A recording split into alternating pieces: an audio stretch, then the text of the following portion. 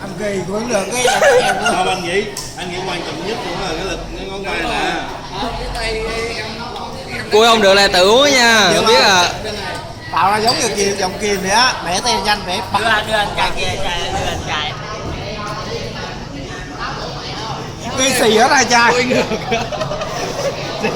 Xì hai tay. Thường anh không khui kiểu này nè, kiểu này nè. Biết không? Rồi hai Hai sao? Không một chai. Cũng được. Nó chảy ra trên coi nha, chảy ra trên. Chạy trên. Rồi chị giúp sức đi. Được chưa nó tôi cho.